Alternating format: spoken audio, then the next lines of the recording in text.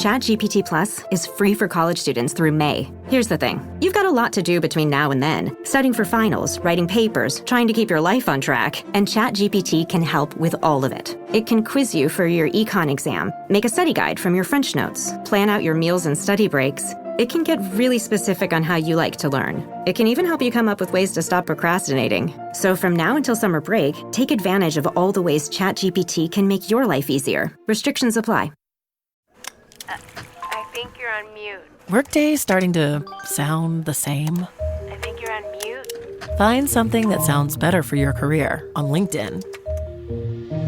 With LinkedIn Job Collections, you can browse curated collections by relevant industries and benefits, like flex PTO or hybrid workplaces, so you can find the right job for you. Get started at linkedin.com/jobs. Finding where you fit. LinkedIn knows how. You're the perfect blend of elegance and style, and your ride should be no different. The 2024 Hyundai Sonata Hybrid meets all your needs, from business to brunch and everywhere in between. With head-turning details like a sleek front end, plus stylish interior, and an available 12.3-inch digital instrument cluster and seamless tech integration. Okay, Hyundai. Visit HyundaiUSA.com to learn more about the new 2024 Hyundai Sonata Hybrid. Hey, it's Bill Simmons from the Bill Simmons Podcast. The NBA playoffs are here, and Michelob Ultra is getting you closer to the game than ever with courtside seats and more. Enter now at MichelobUltra.com/courtside. Michelob Ultra Superior Access Courtside 2024 to 2025 sweepstakes. No purchase necessary. Open to U.S. residents 21 or older. Ends on July 1st, 2025. Multiple entry periods. Visit MichelobUltra.com/superior access/courtside for free entry deadlines, and official rules. Message and data rates may apply. Void where prohibited.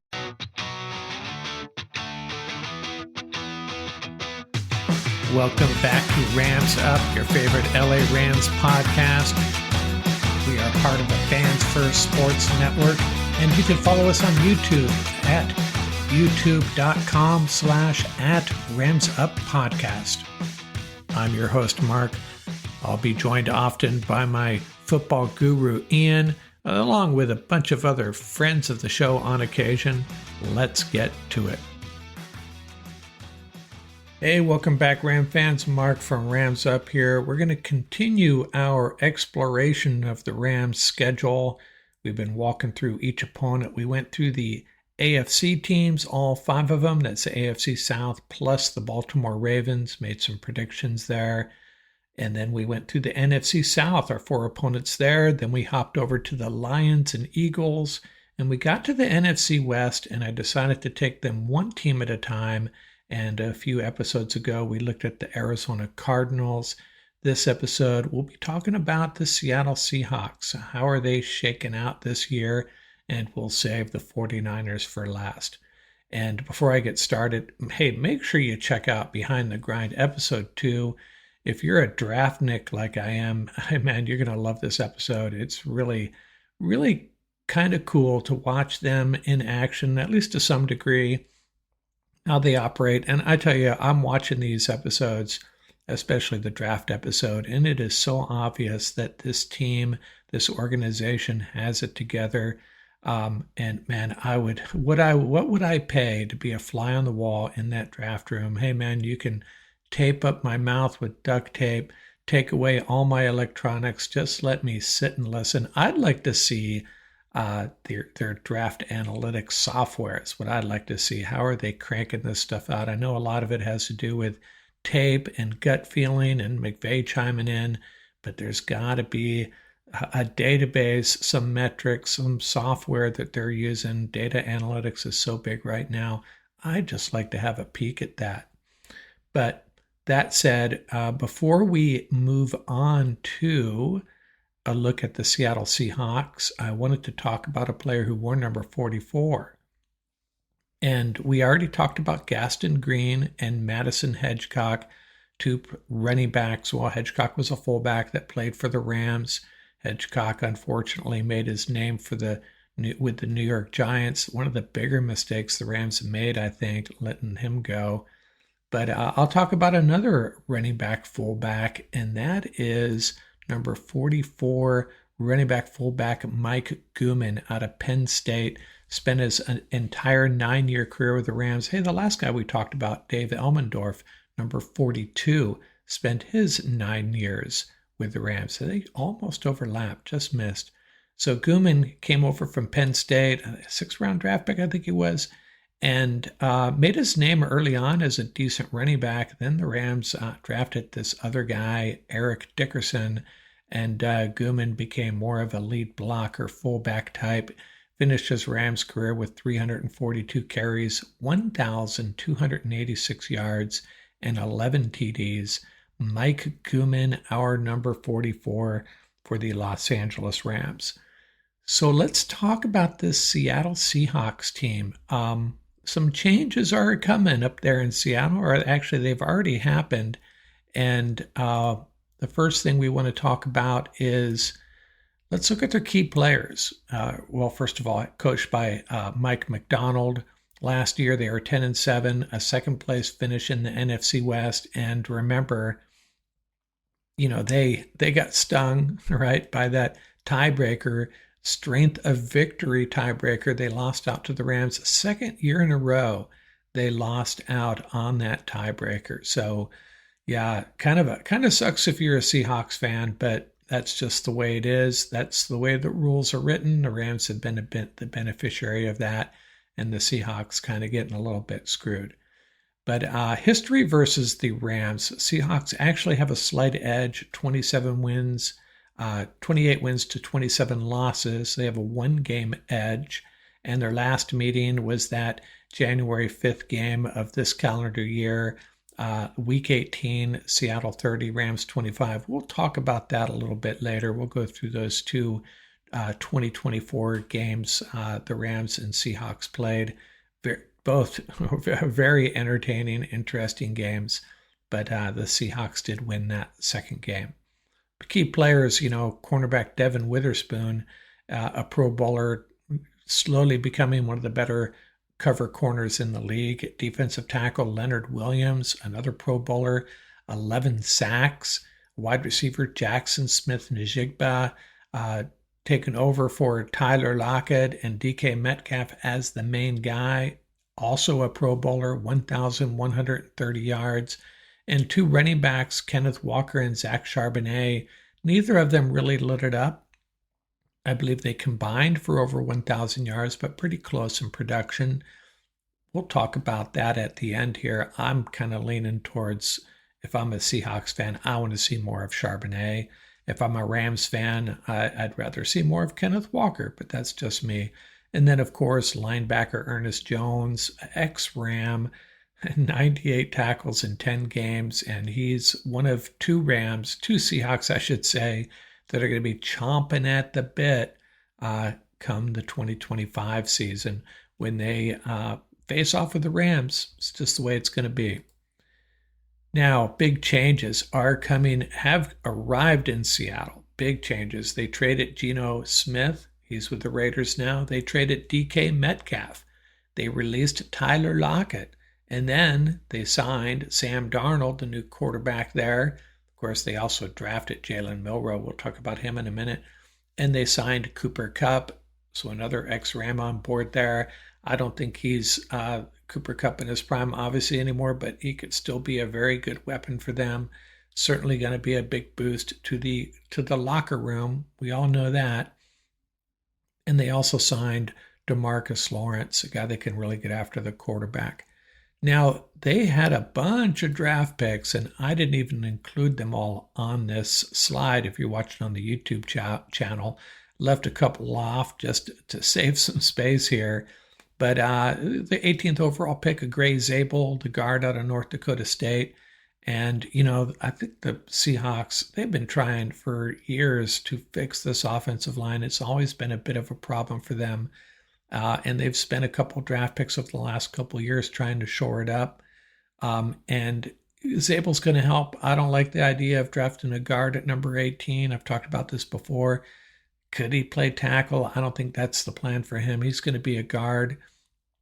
They got a couple of guys already in place there. So this offensive line is slowly improving. And at number 35 overall, I like this pick, Nick Amonwori, the safety out of South Carolina.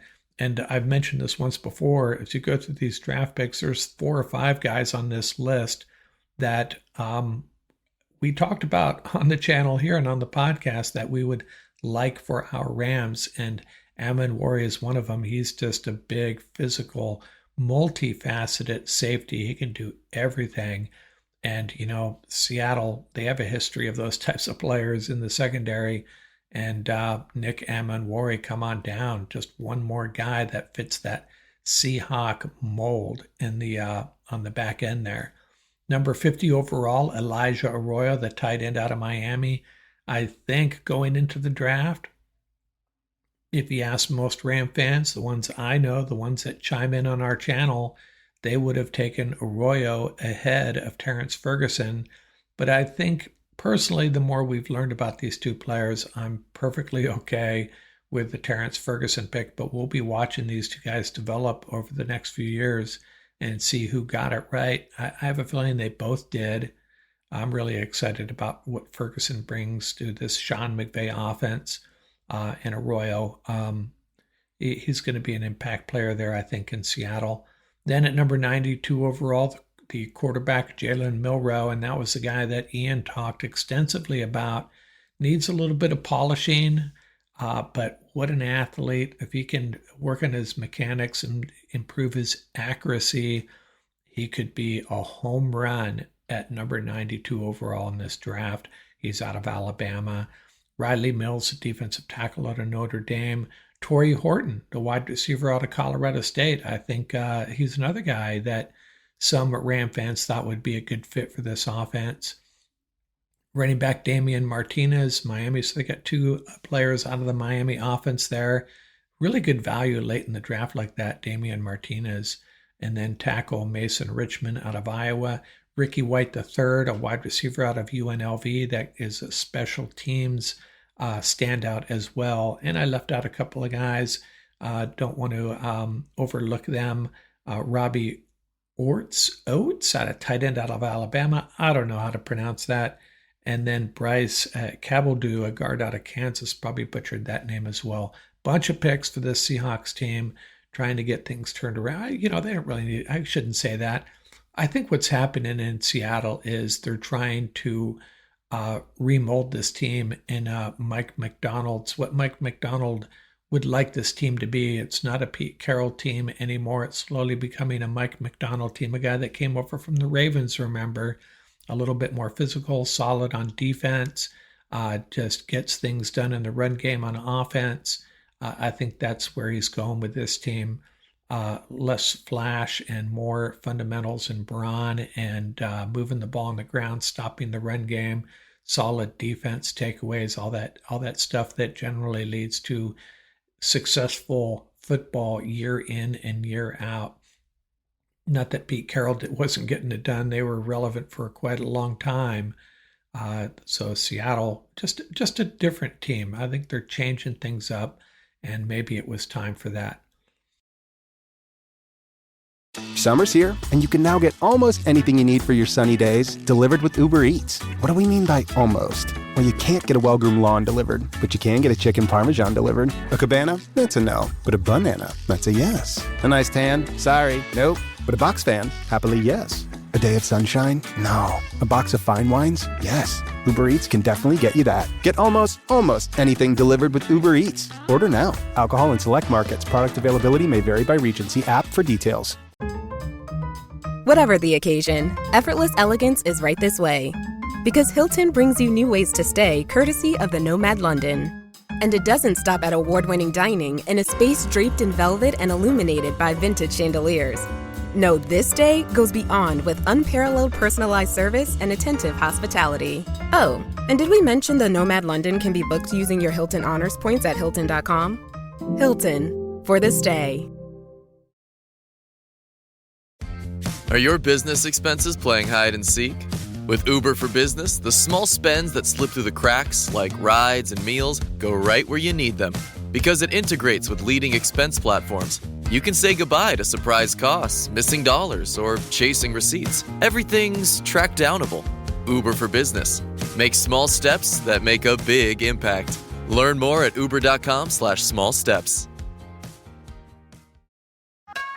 McCrispy strips are now at McDonald's. I hope you're ready for the most dippable chicken in McDonald's history. Dip it in all the sauces. Dip it in that hot sauce in your bag. Dip it in your McFlurry.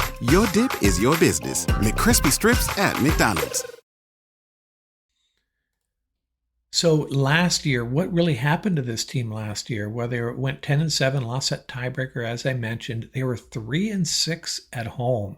And, they love talking about the 12th man up there in Seattle, but not feeling it last year was not a good look. And they did not have a great ground game, less than 100 yards per game. Kenneth Walker missed some time, and Zach Charbonnet probably didn't get as many snaps, as many touches as I would like. If I'm a Seahawks fan, they got to get that run game going, get it, improve it, and maybe Gray Zabel is going to help that out, help them get it that pointed in the right direction. So the Seahawks, the Seattle Seahawks, one of our nemesis, one of our great rivals. What else do we got on them? Against the Rams last year, wow, 2 crazy games. They really were. That first one, if you remember, November 3rd, the Rams win it in overtime, 26-20, and that was one of the weirdest games you'll ever see. Rams very lackluster in the first half. We've seen that. That was kind of a hallmark of this Rams team last year, actually. They did manage a field goal. Seahawks had two TDs, but Michael Hoyt blocked that extra point. So it's 13-3 at halftime. Rams forge a 13-13 tie. And by the way, that was the right before halftime. That was the game Puka gets ejected, which I thought was really lame. Maybe a penalty, sure, but an ejection for that was really over the top. We saw much worse in ensuing games. But so Puka's out of the game. They go into intermission down 13-3. Rams come back and tie it up. So it's 13-13, but the Seahawks are driving. First and goal from the Rams 6, and what happens? Cam Kinchins intercepts and returns at 103 yards for a touchdown, and the Rams are up 20-13. What a swing. And then the Seahawks come back, get the tying score late in the game. So we go to overtime. The Seahawks get the ball first, and they're 4th and 1 from the Rams 16. They decide to go for it. Aggressive pass on the field goal, knowing that the Rams could win the game with a touchdown. So they go for it, and Bobby Brown makes the tackle, denies them the first down. And kind of worth mentioning here, 2 big plays by 2 guys that are no longer with the Rams. Michael Hoyt, the blocked extra point, and Bobby Brown, one of the few big plays he made in his Rams years with the Rams, but this was certainly one of them. So the Rams get the ball, 24 yards to Tyler Johnson, 16 yards to Tutu, Kyron for 4 yards, and then 2nd and 6 from the Seahawks 39. Y'all remember it, that one-handed catch by Demarcus Robinson. Oh, hey, 3 big plays by 3 guys that are no longer with the Rams. But Demarcus with that incredible catch, and the Rams walk off the field. Winners in overtime, 26-20. That was a crazy game. And I remember watching that the first half. I just thought this was one of those games. The Rams didn't bring it. And there are games where I feel that way, and I kick myself later on. I should know better. This Rams offense is going to kick in at some point. Matthew Stafford's going to get it going. And they did. They came back and won the game.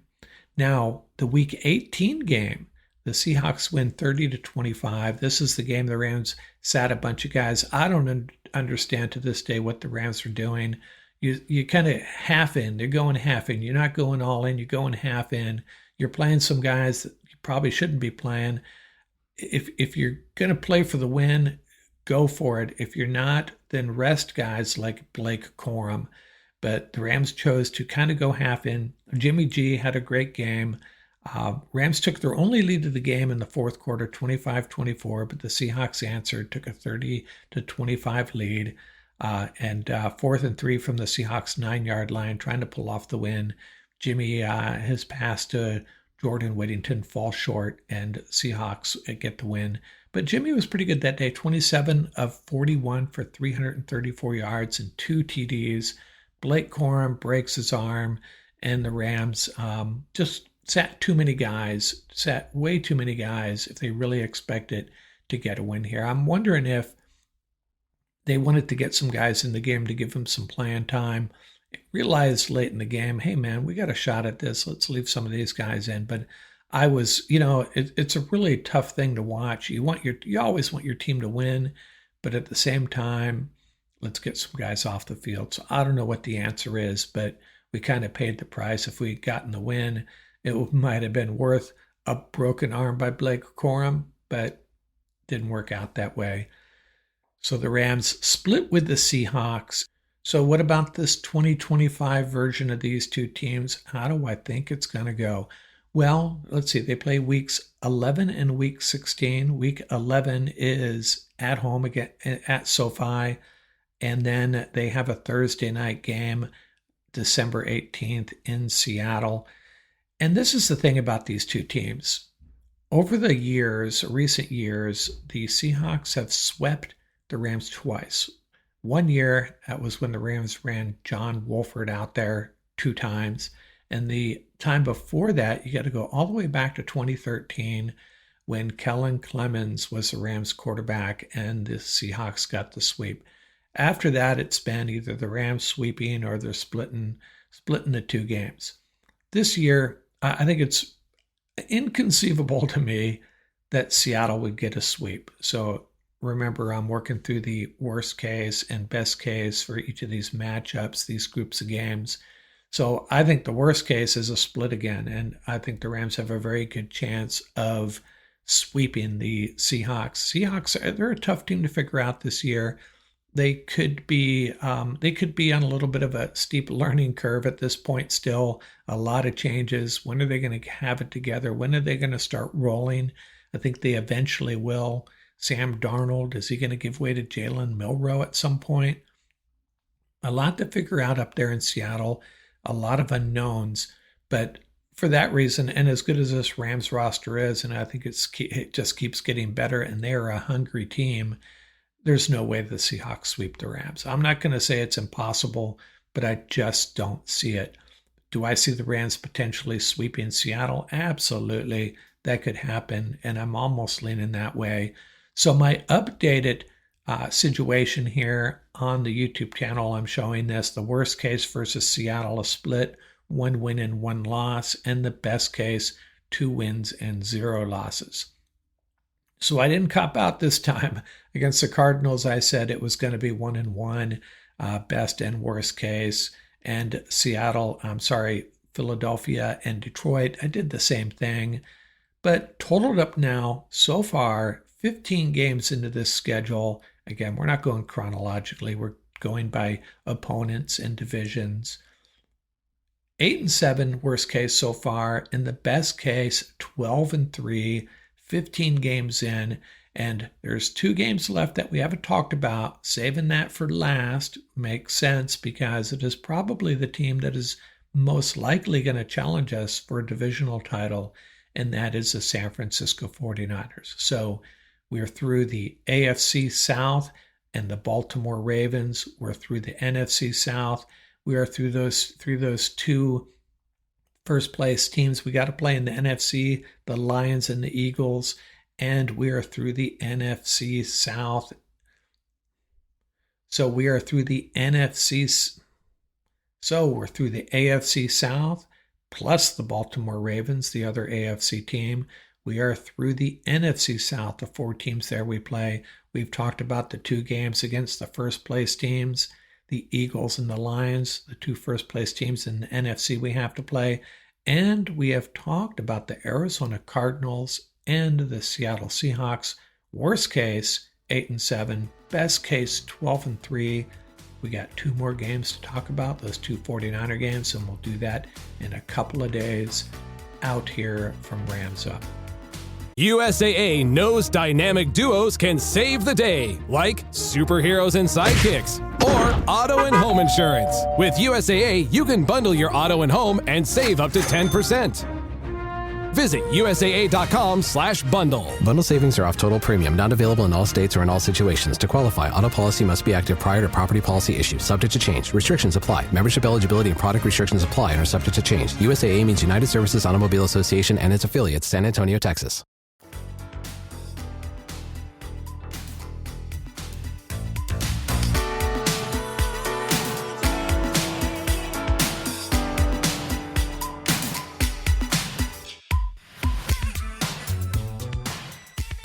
That's going to do it for this episode.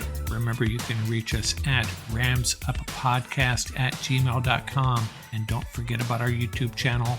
Till next time, keep the horns up, stay safe, and have fun out there.